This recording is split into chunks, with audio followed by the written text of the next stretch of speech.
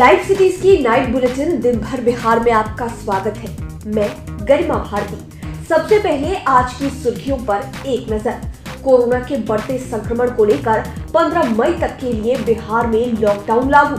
मुख्यमंत्री ने ट्वीट कर दी जानकारी। क्राइसिस मैनेजमेंट ग्रुप की बैठक के बाद गाइडलाइन की गई जारी। कोरोना को लेकर पटना हाई कोर्ट ने सरकार पर की सख्त टिप्पणी।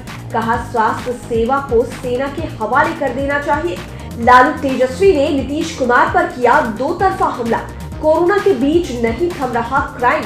पटना में पीएमसीएच के पास बदमाशों ने युवक को मारी गोली और इलाजरत कोरोना मरीजों के परिजनों के लिए जाप सुप्रीमो पप्पू यादव ने शुरू किया लंगर सेवा। अब खबरें विस्तार से।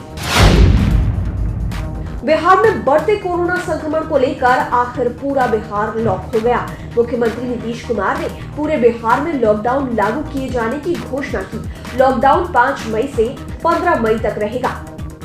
मुख्यमंत्री ने ट्वीट कर कहा कि कल सहयोगी मंत्रीगण एवं पदाधिकारियों के साथ चर्चा के बाद बिहार में फिलहाल 15 मई तक लॉकडाउन लागू करने का निर्णय लिया गया है। उन्होंने इसकी विस्तृत गाइडलाइन एवं अन्य गतिविधियों के लिए आपदा प्रबंधन समूह को आवश्यक निर्देश दिए। लॉकडाउन के दौरान जरूरी सेवाओं को छूट दी गई है। इसके तहत अस्पताल एवं अन्य संबंधित स्वास्थ्य प्रतिष्ठान समेत दवा दुकानें, medical lab, nursing home, ambulance सेवाएं आदि को रियायत दी गई है। इसके साथ ही ठेलों पर घूमकर फल सब्जी बेचने वाले सुबह 7 बजे से 11 बजे तक गली मोहल्लों में फेरी लगाकर अपना सामान बेच सकते हैं। रेस्टोरेंट एवं खाने की दुकानें केवल होम डिलीवरी के लिए सुबह 9 बजे से रात के 9 बजे तक खुलेंगी। नेशनल हाईवे पर स्थित ढाबे टेक अवे के आधार पर खुलेंगे। इसके अलावा पेट्रोल पंप, एलपीजी, पेट्रोलियम से संबंधित खुदरा एवं भंडारण प्रतिष्ठान भी खुले रहेंगे। आवश्यक खाद्य सामग्री तथा फल एवं सब्जी, मांस, मछली, दूध, राशन की दुकानें सुबह 7 बजे से 11 बजे तक खुली रहेंगी। लॉकडाउन में शादी होगी या नहीं, इस पर गाइडलाइन में जानकारी दी गई है। लॉकडाउन की अवधि में शादी समारोह पर रोक नहीं लगाई गई है, लेकिन इसके लिए घर वालों को स्थानीय थाने में 3 दिन पहले इसकी सूचना देनी होगी। साथ ही पहले की तरह शादी समारोह में 50 लोगों को ही शामिल होने की अनुमति रहेगी। बारात, जुलूस और डीजे पर रोक रहेगी। इसी तरह अंतिम संस्कार तथा श्राद्ध कर्म में पहले की तरह ही 20 व्यक्तियों को अनुमति होगी। बिहार में बढ़ते कोरोना संक्रमण को लेकर पटना हाई कोर्ट सख्त हो गया है। उसने स्वास्थ्य विभाग को सेना को सौंपने तक की धमकी दे दी। आज पटना हाई कोर्ट में जस्टिस CS सिंह की खंडपीठ ने इस मामले की सुनवाई की। कोर्ट ने कोरोना से निपटने में असफल होने को लेकर राज्य सरकार के खिलाफ गहरी नाराजगी जताई। हाई कोर्ट ने कहा कि बार बार अदालत के आदेश के बाद भी स्थिति में सुधार नहीं होना शर्म की बात है। ऐसी स्थिति में राज्य की स्वास्थ्य व्यवस्था सेना के हवाले सौंप देनी चाहिए। इस मामले पर अब अगली सुनवाई 6 मई को होगी। पटना हाई कोर्ट की राज्य सरकार के खिलाफ सख्त टिप्पणी पर अब सियासत भी तेज हो गई है। इसे लेकर आरजेडी प्रमुख लालू यादव ने मुख्यमंत्री नीतीश कुमार पर सीधा हमला किया है। उन्होंने हाई कोर्ट की टिप्पणी को टैग करते हुए ट्वीट किया, कोरोना महामारी में भी नीतीश सरकार गंभीर और मानवीय नहीं है।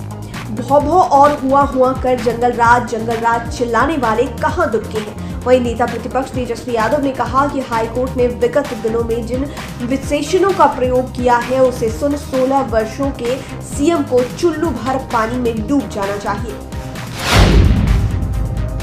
बिहार में लॉकडाउन की घोषणा का आरजेडी ने स्वागत किया है, लेकिन तंज कसते हुए कहा कि लॉकडाउन लगाने में मुख्यमंत्री नीतीश कुमार ने देर कर दी, जबकि इसे 15 दिन पहले लागू किया जाना चाहिए था। नेता प्रतिपक्ष तेजस्वी यादव ने ट्वीट किया है कि 15 दिन से समूचा विपक्ष लॉकडाउन करने की मांग कर रहा था, लेकिन छोटे साहब अपने बड़े साहब के आदेश का पालन कर रहे थे कि 2 मई तक लॉकडाउन नहीं करना है। अब जब गांव-गांव, टोला-टोला संक्रमण फैल गया तब दिखावा कर रहे हैं। इस संकट काल में तो निम्न स्तरीय नौटंकी और राजनीति से बाहर आइए, बाज आइए।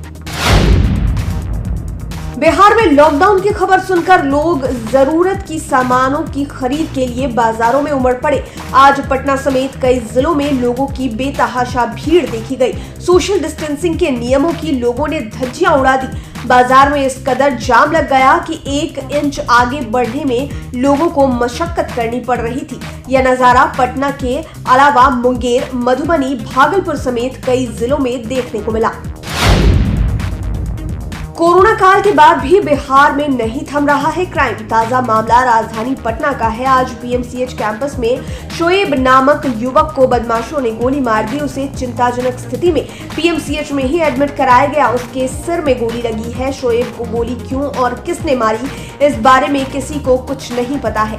जानकारी मिलते ही पीरबोहर थाने की पुलिस मौके पर पहुंच गई। चर्चा है कि घटना के पीछे एम्बुलेंस चालकों के बीच की गुटबाजी है। थानेदार रिजवान खान के अनुसार मामले की छानबीन की जा रही है। जांच के बाद ही कुछ कहा जा सकता है। कोरोना संक्रमण के बीच मुजफ्फरपुर में चमकी बुखार के भी मरीज बढ़ने लगे हैं। इसकी वजह से जिला प्रशासन और स्वास्थ्य विभाग दोहरी चुनौती का सामना कर रहा है।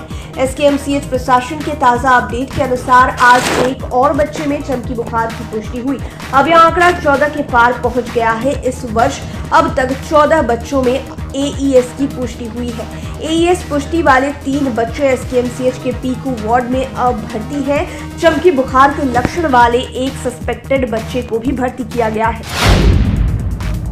कोरोना के इस संकट काल में जन अधिकार सेवा दल ने मदद के लिए हाथ बढ़ाया है। जन अधिकार सेवा दल के द्वारा सभी अस्पतालों में कोविड मरीजों और उनके परिजनों को प्रतिदिन 3 समय का भोजन फ्री में उपलब्ध करवाया जाएगा। जाप सुप्रीमो पप्पू यादव ने कहा कि लॉकडाउन में कोरोना मरीजों के परिजनों की परेशानी को देखते हुए पार्टी ने यह कदम उठाया है।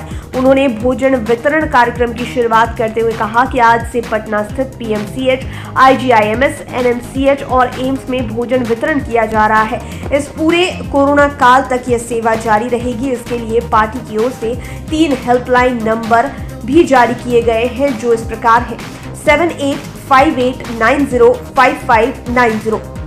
अगला नंबर है 9570998441 और एक नंबर 8409284687। ये 3 हेल्पलाइन नंबर जन अधिकार पार्टी की तरफ से जारी किए गए हैं। आप इस पर संपर्क करके मदद मांग सकते हैं। लाइव सिटीज की नाइट बुलेटिन में फिलहाल इतना ही। खबरों की दुनिया में बने रहने के लिए हमारे चैनल को सब्सक्राइब करें। ये वीडियो फेसबुक पर देख रहे हैं तो पेज को लाइक करें। साथ ही साथ आप हमें ट्विटर पर भी फॉलो कर सकते हैं। धन्यवाद।